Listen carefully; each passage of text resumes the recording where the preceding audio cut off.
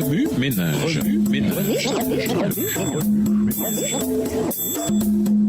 Bienvenue dans votre émission Remue ménage. Nous voilà au lundi 21 mars. Disparition du péché et du chagrin.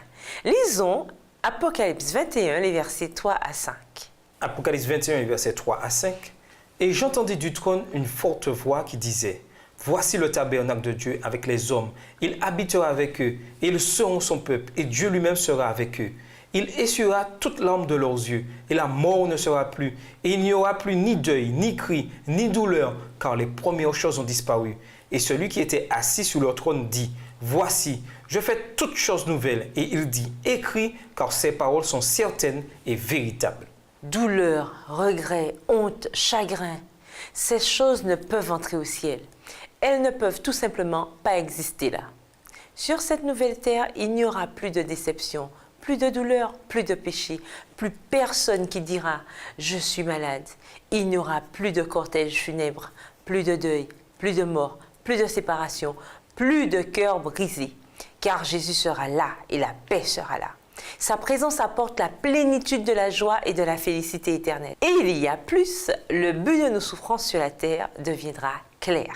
Toutes les questions que nous nous posons à propos de notre vie trouveront alors une réponse.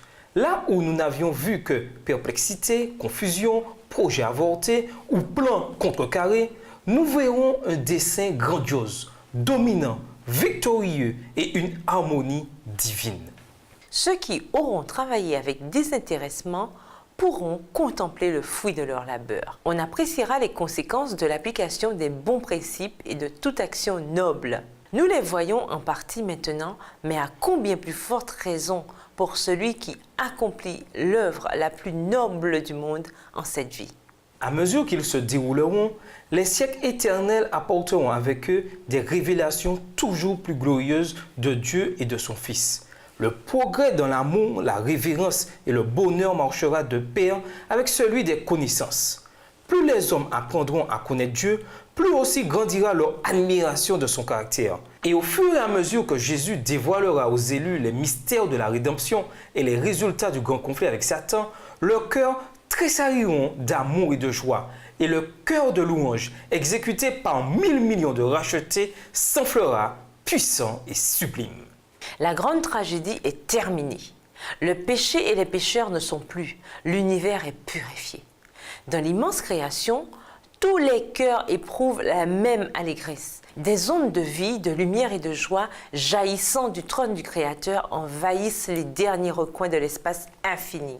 De l'atome le plus imperceptible au monde, les plus vastes, tant des êtres animés que des objets inanimés s'élèvent par la voix de leur beauté incomparable et de leur joie sans mélange, un cantique d'allégresse proclamant que Dieu est amour.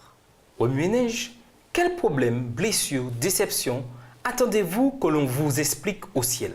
En attendant le retour de Jésus, comment garder courage et encourager les autres malgré les chagrins et les difficultés de la vie ici-bas?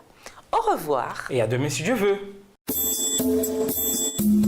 Remue ménage.